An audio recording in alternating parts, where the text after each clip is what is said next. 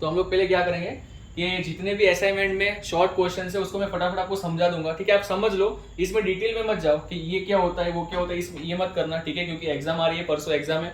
तो आप ऊपर ऊपर समझ लो कि क्या है ये टॉपिक, ठीक है। सारे शॉर्ट क्वेश्चन आंसर्स है मैं आपको समझा दे रहा हूँ, और फिर लास्ट में थोड़े बहुत जो IMP सेक्शन डी में जो क्वेश्चन है वो भी आपको मैं लिखवा दूंगा, और इजी पॉइंट्स करके आपको मैं लिखवाऊंगा, ठीक है।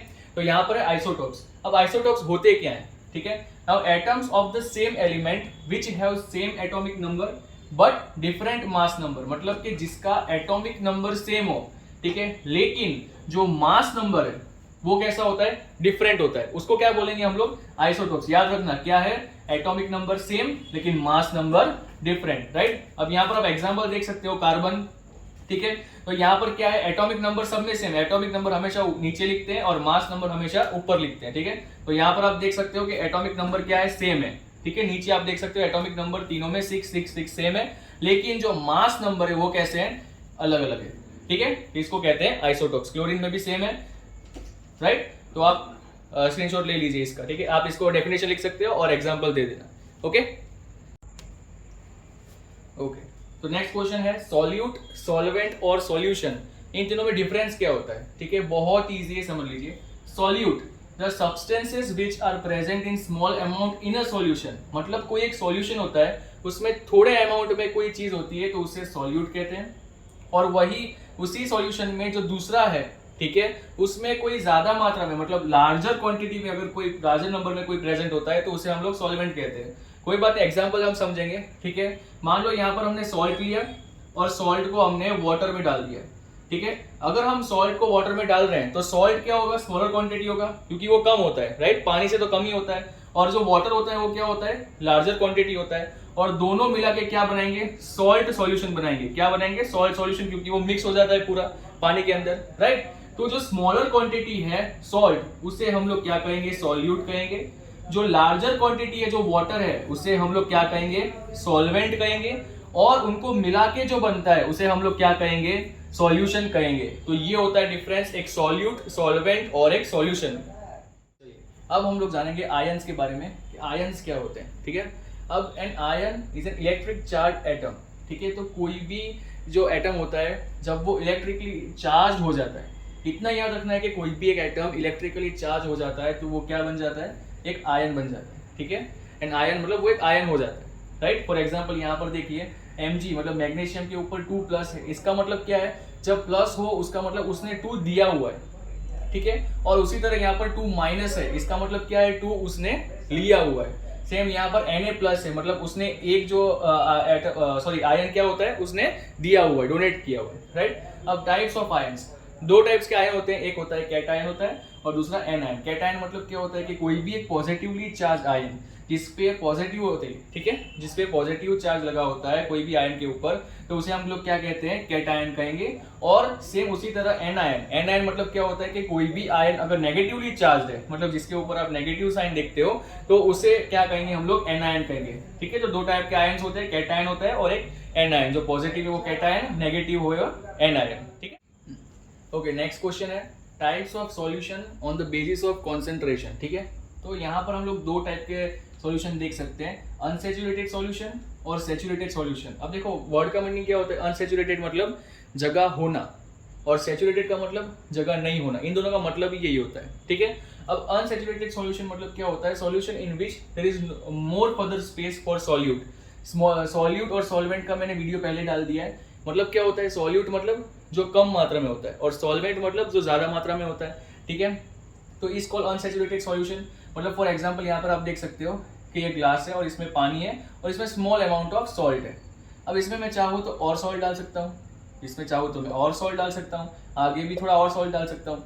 मतलब जहाँ पर सॉल्यूट मतलब जो स्मॉलर क्वांटिटी है, मतलब सॉल्ट है या कुछ भी आप स्मॉलर क्वांटिटी जो जिसकी होती है, अगर वो आप ज्यादा डाल सकते हो, अगर जगह है पॉसिबल, तो ऐसे सॉल्यूशन को हम लोग क्या बोल सकते हैं, अनसेचुरेटेड सॉल्यूशन, ठीक है। लेकिन वहीं पे यहाँ पर आप देख सकते हो कि पूरा ग्लास जो है वो पानी से ज्यादा सॉल्ट से भरा हुआ है। मतलब जो सॉल्यूट होता है, सॉल्यूट मतलब कौन है यहाँ पर, सॉल्ट, ठीक है, उसकी क्वांटिटी ज्यादा हो चुकी है। अब यहाँ पर हम और सॉल्ट ऐड नहीं कर सकते, ठीक है, यहाँ पर फर्दर स्पेस नहीं है, तो ऐसे सॉल्यूशन को हम क्या कहेंगे, सैचुरेटेड सॉल्यूशन। तो ये होते हैं दो टाइप के सॉल्यूशन, अनसैचुरेटेड सॉल्यूशन और सैचुरेटेड सॉल्यूशन। चलिए नेक्स्ट क्वेश्चन आते हैं ओस्मोसिस पे, ठीक है। तो अब ओस्मोसिस क्या होता है, राइट। तो यहाँ पर लिखा है the passage of water molecules across a high concentration to a lower concentration, ठीक है। जब पानी जो होता है, ठीक है, पानी के जो मॉलिक्यूल्स होते हैं जो हायर कॉन्सेंट्रेशन से लोअर कॉन्सेंट्रेशन में ट्रेवल करते हैं तो उसे ओस्मोसिस कहते हैं। ऐसे समझ नहीं आएगा, आपको एग्जांपल दिखाते हैं, ठीक है। मान लीजिए ये वाटर है, ठीक है, और इसमें हमने रेजन्स मतलब किशमिश डाल दी है, ठीक है। तो अब ये क्या होगा, इसको रात भर रख दीजिए, थोड़े घंटे के लिए रख दीजिए, तो आप देखोगे तो यहाँ पर क्या हो जाएंगे, जो रेजन्स है वो फूल जाएंगी। और क्यों फूल जाएंगी, क्योंकि ये जो वाटर है, ठीक है, वो उसके अंदर चला गया, राइट। लेकिन अगर यही प्रोसेस हम यहाँ पर सॉल्ट वाटर के साथ करते हैं, ठीक है, यहाँ पर जो है ये सॉल्ट वाटर है, इसके अंदर ये जो फुली हुई रेजन्स हम डालेंगे तो क्या हो जाएगा, वही रेजन्स में जो रेजन्स है वो क्या हो जाएगी, उसमें सारा पानी निकल जाएगा और वो छोटी से वापस से छोटी हो जाएगी, मतलब श्रिंक हो जाएगी। और ये क्यों होता है मैं आपको दिखाता हूँ। यहाँ पर सिर्फ पानी था, ठीक है, और कुछ नहीं था, कोई सॉल्यूट अवेलेबल नहीं था, तो यहाँ पर इनको जहां जगह मिली वहां चले गए, मतलब रेजन्स के अंदर चले गए। लेकिन यहाँ पर क्या है, सॉल्ट की जो मात्रा है वो ज्यादा है रेजन्स से, मतलब जो किशमिश है वो कम है, लेकिन सॉल्ट की मात्रा कैसा है, ज्यादा है, इसलिए पानी वहां पर जाएगा जहां पर चीजें ज्यादा होंगी, राइट, मतलब सॉल्यूट ज्यादा होंगी। तो पानी क्या हो गया, सॉल्ट के साथ मिक्सचर करने के लिए निकल गया, तो सारा पानी वो क्या हो गया, सॉल्ट के साथ मिक्सचर करने के लिए निकल गया, और जो रेजन्स थी, किशमिश थी, वो क्या हो गई, श्रिंक हो गई, मतलब वो छोटी हो गई। तो इसे कहते हैं हम लोग ओस्मोसिस कहेंगे। क्या कहेंगे हम इसे, ओस्मोसिस। क्वेश्चन अब यहाँ पर देखिए, difference between plant cell and animal cell, ठीक है। बहुत ही ईजी है, 5 पॉइंट्स दोनों में आपको लिखने हैं, लेकिन छोटी छोटी चीजें याद रखनी है, आपको पूरा कुछ डिटेल में घुसने की कोई जरूरत नहीं है। प्लांट सेल होते हैं वो लार्ज होते हैं, रेक्टेंगल होते हैं। एनिमल सेल छोटे होते हैं और राउंड होते हैं। सिंपल है, पहला पॉइंट इजी। सेल वॉल इसमें प्रेजेंट होता है, सेल वॉल इसमें एब्सेंट होता है। न्यूक्लियस इसमें, सॉरी वहाँ वन साइड, न्यूक्लियस इसमें कहाँ होता है, एक कोने में होता है, और न्यूक्लियस यहाँ पर कहाँ होता है, सेंटर में होता है। इसके बाद मिटोकॉन्ड्रिया फ्यू अमाउंट, मतलब मिटोकॉन्ड्रिया कितने होते हैं, फ्यू अमाउंट में होते हैं। इसमें मिटोकॉन्ड्रिया कितने होते हैं, लार्ज अमाउंट। प्लास्टिड्स प्रेजेंट होते हैं और इसमें प्लास्टिड्स एब्सेंट होते हैं, राइट। मतलब देखो, सेल वॉल और प्लास्टिड्स दोनों में प्रेजेंट होते हैं और इसमें सेल वॉल और प्लास्टिड्स दोनों में एब्सेंट होते हैं, राइट। न्यूक्लियस एक कोने में, न्यूक्लियस सेंटर में। Mitochondria small amount, mitochondria large amount, और लार्ज होते हैं ये और रेक्टेंगुलर शेप में होते हैं, और स्मॉल होते हैं और ये राउंड शेप में होते हैं। हो गए आपको 5 पॉइंट्स तैयार, ठीक है। अब ये न्यूमेरिकल यहाँ पर दिया हुआ है। An electric bulb uses 1000 joule electric energy in 10 seconds. What would be its power? ठीक है, तो यहाँ पर हमें वर्क हम लिख सकते हैं, कितना दिया है, 1000 जूल, ठीक है, और टाइम कितना दिया हुआ है, यहाँ पर हमें दिया है 10 सेकेंड। तो बहुत ईजी है पावर। तो पावर मतलब क्या होता है, यहाँ पर वर्क अपॉन टाइम, ठीक है, W अपॉन क्या होगा, T होगा। तो यहाँ पर कितना दिया है, 1000 जूल, ठीक है, और ये कितना दिया हुआ है, टाइम 10 सेकेंड। तो अगर हम इसको कट करेंगे, एक जीरो कट हो जाएगा, तो कितना होगा, 100 जे। अब S हमें नीचे दिया है, तो S अगर ऊपर आ जाएगा तो क्या हो जाएगा, S⁻⁻1, ठीक है। तो यहाँ पर कितना हो गया, 100 जूल पर सेकेंड (-1). तो इतना हम लोग लिख सकते हैं कि 100 यहाँ पर आपका आंसर रहेगा, राइट। कितना आंसर हुआ आपका, 100, राइट। इसको हम लोग 100 आपका J⁻⁻1, तो इसको हम लोग कैसे लिख सकते हैं, 100 वॉल्ट भी लिख सकते हैं, ठीक है। चलिए तो उसके बाद मैं क्वेश्चन नहीं लिख रहा हूँ यहाँ पर, ठीक है, लेकिन आप समझ जाना कि क्वेश्चन नंबर 5 का सेकंड वाला है, ठीक है। उसमें आपको क्या दिया है, फोर्स दिया हुआ है, कितना दिया हुआ है, फोर्स 5 न्यूटन, और उसमें आपको डिस्टेंस दिया हुआ है, कितना दिया है, 2 सेंटीमीटर, और आपको फाइंड क्या करना है, वर्क फाइंड करना है, ठीक है।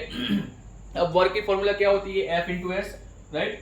फोर्स इंटू क्या होता है, डिस्टेंस होता है, ठीक है। तो यहाँ पर कितना दिया हुआ है, 5 न्यूटन, तो 5 न्यूटन कर दो। S कितना है, 2 सेंटीमीटर है, तो 2 मतलब M मीटर कर दो, सॉरी मीटर दिया हुआ है आपको, 2 मीटर दिया हुआ है। तो इसका मतलब अब ये कितना हो जाएगा, 5 2 10 Nm हो जाएगा, न्यूटन मीटर। तो W वर्क कितना हुआ, 10 न्यूटन मीटर। तो इसको हम न्यूटन मीटर को किस में कन्वर्ट कर सकते हैं, हम लोग किस में लिख सकते हैं, 10 जूल। तो W कितना आ गया, 10 जूल, ठीक है। बहुत ही सिंपल है, सारे के सारे क्वेश्चंस बहुत ही ईजी है, फटाफट से हम लोग सॉल्व कर देंगे, ठीक है। चलो यहाँ पर हम लोग देख सकते हैं कि मास कितना दिया हुआ है ऊपर, मास यहाँ पर दिया हुआ है हमें 20 kg, ठीक है। उसके बाद आपको वेलोसिटी v कितना दिया हुआ है, 5 मीटर पर second. Now what will be kinetic energy find करना है, ठीक है। तो काइनेटिक एनर्जी तो उसकी फॉर्मूला क्या रहती है, 1/2 mv², ठीक है। तो m यहाँ पर कितना है, 20 है, तो 1/2 × 20 हो जाएगा। v² मतलब 5 का क्या हो जाएगा, स्क्वायर हो जाएगा, तो ये कितना हो जाएगा, 10। तो 10 मल्टीप्लाई कितना होगा, 25, 5 का स्क्वायर इज इक्वल 250। तो राइट, यहाँ पर m है और v है, इसका मतलब यहाँ पर क्या हो जाएगा जूल, तो 250 जूल इसका आंसर रहेगा, ठीक है। फिर उसके बाद सिक्स का सेकेंड अगर हम यहाँ पर देखें तो हमें मास कितना दिया हुआ है 12 kg दिया है। फिर पोटेंशियल कितना दिया है, पोटेंशियल एनर्जी कितनी दी हुई है 480 जूल दी है, राइट। और जी कितना दिया हुआ है 10 मीटर सेकेंड इनवर्स 2, ठीक है। तो यहाँ पर हमें फाइंड क्या करना है, एच फाइंड करना है, राइट, मतलब रिलेटिव हाइट फाइंड करनी है। एच हमें रिलेटिव हाइट यहाँ पर फाइंड करनी है। तो सबसे पहले ईपी की फॉर्मूला लगाएंगे, ठीक है। ईपी की फॉर्मूला क्या रहती है यहाँ पर, ईपी इज इक्वल टू क्या होगा एम जी एच, मतलब तीनों का मल्टीप्लाई, राइट। लेकिन ईपी यहाँ पर हमें दिया हुआ है कितना है 480 दिया हुआ है। एम कितना दिया हुआ है 12 दिया है। जी कितना है हमारे पास 10 है। और एच कितना है, एच हमें फाइंड करना है। तो ये सारा कितना नीचे आ जाएगा, तो 480 अपॉन क्या हो जाएगा 12 into 10 is equal to H होगा, तो 0 0 कट हो जाएगा और 12 4 जा 48, तो एच इज इक्वल टू कितना हो जाएगा 4 मीटर, राइट। तो ये आपका आंसर, इजी सम से, कुछ भी हार्ड इसमें नहीं है। ओके, अब नेक्स्ट क्या है 7 का, for electric bulb of 120 what is use for 12 hours, ठीक है। Now calculate the energy consume, तो अब एनर्जी लिखेंगे यहाँ पर, फाइंड क्या करना है हमें, एनर्जी फाइंड करनी है, राइट। एनर्जी, तो एनर्जी यहाँ पर क्या होगा, P is equal to time, मतलब पावर इंटू क्या हो जाएगा, टाइम हो जाएगा। पावर हमें कितना दिया है 120 वॉट इंटू टाइम कितना दिया हुआ है 12 आवर्स, ठीक है। इसको अगर हम मल्टीप्लाई करते तो क्या हो जाएगा 1440 वॉट पर आवर हो जाएगा, राइट। लेकिन अगर इसे हमें स्टैंडर्ड फॉर्म में लिखना है तो इसको क्या करना पड़ेगा, किलो वॉट में कन्वर्ट करना है। किलो वॉट में करना हो तो क्या हो जाएगा 1440 का आपको क्या करना है, जस्ट 1000 से डिवाइड कर दो, तो 0 0 कट होगा, तो यहाँ पर कितना बचेगा हमारे पास 1.44, तो क्या होगा 1.44 किलो वॉट पर आवर, बस आपका ये आंसर रहेगा, ठीक है। लेकिन ये यहाँ पर हमारा आंसर नहीं आया। हमारा आंसर कब आएगा, यहाँ पर हमें क्या फाइंड करना है 30 डेज का फाइंड करना है, कितना 30 डेज का फाइंड करना है। तो यहाँ पर हम क्या कर देंगे 1.44 इंटू क्या कर देंगे हम लोग यहाँ पर 30 कर देंगे, तो 144 अपॉन 100 इंटू 30, 0 0 कट हो जाएगा, तो कितना होगा 3 4 12 2 1 3 4 12 and 1 3 3 432 अपॉन 10, मतलब कितना हुआ 43.10, आपका आंसर यहाँ पर आएगा। कितना है, सॉरी 43.2, कितना है 43.2। अब हम देखेंगे molecular formula for magnesium chloride, ये 3 मार्क वाले कुछ है सेक्शन सी में, ठीक है। तो मैग्नीशियम क्लोराइड का क्या हो जाएगा MgCl2, फिर कैल्शियम कार्बोनेट का क्या होगा CaCO3 हो जाएगा, और फिर कॉपर नाइट्रेट का क्या होगा CuNO3 ब्रैकेट क्लोज, और उसके बाद 2, ठीक है। अच्छे से देख लो।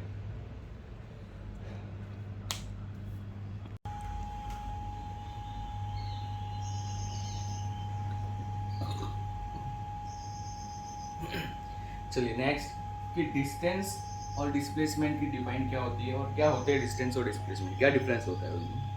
तो यहाँ पर डिस्टेंस देखो क्या है, distance is total amount of an object without any regard to direction. मतलब डिस्टेंस क्या होता है, जैसे कि अगर मुझे A से B तक जाना है, ठीक है, तो ये रास्ता है, ठीक है। लेकिन यहाँ पर B जाने के, लेकिन बीच में कुछ काम चालू, तो मैं ऐसे घूम के भी जा सकता हूँ, ठीक है। तो ये क्या हो गया, यहाँ पर घूम के चला गया, ये ज़्यादा किलोमीटर्स हो गए, ये कम किलोमीटर्स होते थे, राइट। तो इसमें कोई फिक्स नहीं होता है, मुझे बस A से लेके B तक जाना है, भले मैं ऐसे भी जा सकता हूँ, ऐसे भी जा सकता हूँ, ऐसे भी जा सकता हूँ, कहीं से भी जा सकता हूँ, ठीक है। तो उसे कहते हैं हम लोग डिस्टेंस कहेंगे। लेकिन डिस्प्लेसमेंट में क्या होता है, displacement total amount with specified direction, मतलब इसमें क्या होता है कि डायरेक्शन फिक्स ही होता है कि इसी डायरेक्शन में आपको जाना है, ठीक है। तो उसे कहते हैं डिस्प्लेसमेंट। और डिस्प्लेसमेंट को मतलब ऐसे भी कहा जाता है कि डिस्टेंस विद डायरेक्शन, मतलब डिस्टेंस तो है लेकिन डायरेक्शन के साथ, उसे कहते हैं हम लोग डिस्प्लेसमेंट। तो यहाँ पर नेक्स्ट है difference between velocity and acceleration, ठीक है। तो सबसे पहले फर्स्ट पॉइंट वेलोसिटी, देखो बहुत ही सिंपल पॉइंट्स मैंने लिख के दिए, मतलब एकदम से अच्छे से क्लियर हो जाएगा। फर्स्ट पॉइंट क्या है, rate of change of displacement, इसमें rate of change of displacement होता है, इसमें rate of change of velocity होगा। ये भी वेक्टर क्वांटिटी है, ये भी वेक्टर क्वांटिटी है। यहाँ पर ये पॉजिटिव, नेगेटिव और जीरो तीनों में आ सकता है, यहाँ पर सिर्फ पॉजिटिव और नेगेटिव और जीरो में ये नहीं होगा। इसका ऐसा यूनिट क्या है, MS मीटर पर सेकेंड या फिर मीटर पर सेकेंड इनवर्स -1। यहाँ पर क्या है मीटर पर सेकेंड स्क्वायर, यहाँ पर 1 है और यहाँ पर रेशो 2 है, बस इतना ही डिफरेंस है, कुछ ज़्यादा डिफरेंस नहीं है। और इसकी फॉर्मूला है डिस्प्लेसमेंट बाय टाइम और इसकी फॉर्मूला है वेलोसिटी बाय टाइम, बस सारे सिंपल पॉइंट्स अच्छे से याद रह जाएंगे, ठीक है। अब हम लोग देखेंगे यहाँ पर uniform difference between uniform motion और नॉन यूनिफॉर्म मोशन, ठीक है। तो यूनिफॉर्म मोशन में डिस्टेंस इक्वल होता है और टाइम भी इक्वल होता है, नॉन यूनिफॉर्म मोशन में unequal distance with equal time. इतना दोनों में डिफरेंस क्या है, इक्वल और अनइक्वल, बाकी टाइम दोनों कैसे होते हैं, इक्वल होते हैं।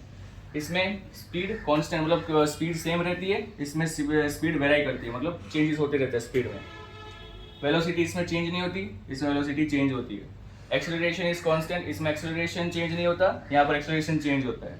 ये स्ट्रेट लाइन में मूव करता है और ये टेढ़ा मेढ़ा कर्व लाइन कैसे भी वो मूव करता है। हो गए आपके 5 पॉइंट्स तैयार। अब यहाँ पर हम लोग देखने वाले यूनिफॉर्म सर्कुलर मोशन, ठीक है। अब uniform circular motion a specific type of motion in which an object travels in a circle with constant speed, मतलब कि कोई भी एक ऑब्जेक्ट सर्कल में ट्रेवल कर रहा है और उसकी स्पीड सेम है और सर्कल में ही ट्रेवल करेगा, उसका कोई चेंज नहीं होगा, सर्कल में ट्रेवल करेगा और जो ट्रेवल करने की जो स्पीड है वो कैसी रहेगी, उसकी सेम रहेगी, जैसे कि सर्कल है लेकिन और स्पीड भी कितनी रहेगी, सेम रहेगी ना, ऐसे धीरे नहीं है जल्दी ऐसा कुछ नहीं होगा, ठीक है। उसकी स्पीड कैसी रहेगी, कांस्टेंट रहेगी और वो सर्कल में ही ट्रेवल करेगा, उसको हम लोग क्या कहेंगे, यूनिफॉर्म सर्कुलर मोशन। अब यहाँ पर एग्जांपल है minute hand in a clock, जब घड़ी होती है उसमें जो मिनट का जो कांटा होता है, मिनट हैंड जो होता है वो कैसे होता है, सर्कुलर फॉर्म में ट्रेवल करता है, राइट। और उसका जो स्पीड होता है वो भी क्या होता है, सेम। उसमें ऐसा नहीं है कि मिनट हैंड जल्दी चलेगा फिर धीरे चलेगा, ऐसा होता नहीं है। उसके बाद रिवॉल्यूशन ऑफ अर्थ, तो अर्थ भी सर्कल के फॉर्म में रिवॉल्व करता है और उसका भी टाइम कैसा होता है, स्पेसिफिक होता है, कांस्टेंट, और सॉरी स्पीड कैसी होती है, कांस्टेंट रहती है, ठीक है। तो इसे हम लोग क्या कहेंगे, uniform circular motion. Section D में, ठीक है, चैप्टर 7 में यहाँ पर कैरेक्टरिस्टिक्स हम लोग देखने वाले हैं और वैसे ही नाम बहुत डिफिकल्ट रहते हैं चैप्टर 7 के, ठीक है। तो उसमें chapter 7 section D question number 2 characteristics of Mammalia, ठीक है। तो इसमें वैसे तो काफी अलग अलग इसके बाद वाला क्वेश्चन भी है, सभी के कैरेक्टरिस्टिक्स में आपको बहुत इजी तरीके से लिखवा दूंगा, ठीक है। और उसके मेन पॉइंट्स अगर आप याद, मैं 10 पॉइंट्स आपको लिखवाऊंगा, तो ये लिखोगे तो भी आपको अच्छे मार्क्स स्कोर हो सकते हैं, ठीक है। तो मैमेलिया, तो सबसे फर्स्ट वन, उनके क्या होते हैं, 4 पार्ट्स में वो लोग डिवाइड होते हैं, हेड, नेक, ट्रंक और टेल। तो 4 पार्ट्स में डिवाइड, सबसे ऊपर हेड, उसके बाद नेक, उसके बाद जो पोर्शन रहता है वो ट्रंक कहते हैं और लास्ट में कौन होता है, टेल। तो 4 पार्ट्स में ये लोग डिवाइडेड रहते हैं, ठीक है। उसके बाद सेकेंड पॉइंट, मूवेबल आईलिड्स। तो उनकी आईलिड्स मतलब उनकी जो आंखें हैं, ठीक है, उनके अंदर जो ब्लैक कलर की जो इरीज और आईलिड्स होते हैं वो कैसे होते हैं, मूवेबल होते हैं। तो वो लोग इस तरफ और इस तरफ देख सकते हैं आराम से, ठीक है, वो घुमा सकते हैं अपनी आईलिड्स को। उसके बाद थर्ड पॉइंट है वार्म ब्लडेड एनिमल्स। तो वो कैसे एनिमल्स होते हैं, वार्म ब्लडेड होते हैं, उनका खून कैसा होता है, वार्म होता है। उसके बाद fourth point, females have mammary glands. ये अच्छे से याद रखना, फीमेल्स के पास क्या होता है, मेमोरी ग्लैंड्स होते हैं और वो मेमोरी ग्लैंड्स क्या काम करते हैं, वो मिल्क प्रोड्यूस करने का काम करते हैं। वो मैमल्स क्या करते हैं, उनके मेमोरी ग्लैंड्स क्या काम करते हैं, वो मिल्क प्रोड्यूस करने का काम करते हैं। अब इसमें क्या होता है, मैमल्स ऐसे एनिमल्स होते हैं, देखो 2 टाइप के हो सकते हैं। फर्स्ट क्या होता है कि जो बच्चे एग से होते हैं, जो एग देते हैं एनिमल्स और उनमें बच्चे होते हैं। और सेकंड क्या होता है कि डायरेक्टली एनिमल्स प्रोड्यूस होते हैं, ठीक है, जो मैमल्स उनमें से आते हैं। तो जब एग में बच्चे होते हैं तो एग में जब वो पूरी तरह से विकसित हो जाते हैं उसके बाद ही वो अंडों में से बाहर निकलते हैं। लेकिन जो मैमल्स रहते हैं वो सीधा प्रोड्यूस होते हैं, तो उनमें विकसित पॉसिबल नहीं है। इसीलिए फीमेल्स में क्या होता है, मेमोरी ग्लैंड्स होता है ताकि वो उनको मिल्क प्रोवाइड कर सके, ठीक है। तो याद रखना, फोर्थ पॉइंट है फीमेल्स हैव मेमोरी ग्लैंड्स और फिफ्थ पॉइंट है मेमोरी ग्लैंड्स प्रोड्यूस मिल्क। उसके बाद 6 पॉइंट है body is covered by hair. तो मैमल्स की बॉडी होती है, वो उनकी जो बॉडी है वो किससे कवर्ड होती है, हेयर। उनके बॉडी पे क्या होते हैं, बाल होते हैं, ठीक है। उसके बाद 7 लिम्स। अब लिम्स का मतलब क्या होता है, हाथ और पैर, और हाथ और पैरों के एंड पे क्या होते हैं, क्लॉज और नेल्स, मतलब पंजा और नाखून उनके हाथों पे रहते हैं और वो 5 काउंट में होते हैं, ठीक है। उसके बाद होता है रेस्पिरेशन थ्रू लंग्स। तो वो जो रेस्पायर करते हैं, जो ब्रीथिंग करते हैं, इनहेलेशन और एक्सहेलेशन, तो वो किससे होता है, उनका लंग्स से होता है। सभी मैमल्स का किससे है, लंग्स से, ठीक है। उसके बाद 9 पॉइंट है स्वेट एंड ऑयल ग्लैंड्स। तो सभी मैमल्स में क्या होते हैं, स्वेट का मतलब क्या होता है, पसीना। तो सभी में कैसे ग्लैंड्स होते हैं, स्वेट और ऑयल, जो मतलब स्वेट और ऑयल प्रोड्यूस करते हैं उनकी बॉडी में। और 10 पॉइंट है most of are terrestrial and few are aquatic. तो मोस्ट ऑफ जो मैमल्स होते हैं वो टेरेस्ट्रियल होते हैं, मतलब जमीन पर रहने वाले होते हैं, लेकिन फ्यू उनमें से कैसे हैं, एक्वेटिक भी होते हैं, ठीक है। एंड लास्ट 11 पॉइंट मैंने एडिशनल यहाँ पर रखा है कि हार्ट इज 4 चैम्बर्ड। तो वैसे नॉर्मली ह्यूमंस कैसे मैमल्स में ही आते हैं, तो हमारा भी हार्ट कैसा है, 4 चैम्बर्ड का है, ठीक है, 2 आर्टरी एंड 2 वेंट्रिकल्स, राइट। तो उसी फॉर्म में हार्ट उनके भी सभी मैमल्स के कैसे होते हैं, 4 चैम्बर्ड हार्ट होते हैं, ठीक है। आर्थ्रोपोडा।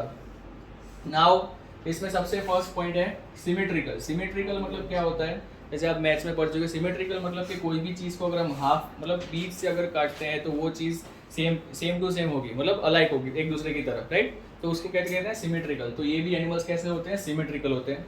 उसके बाद सेकेंड पॉइंट है ओपन सर्कुलेटरी सिस्टम। मतलब इनमें क्या होता है, blood cells in the way present नहीं होता है, ठीक है। तो इन लोग का कैसा होता है कि एकदम जो ब्लड होता है वो ऐसे ऐसे ही बह जाता है पूरा उनकी बॉडी में।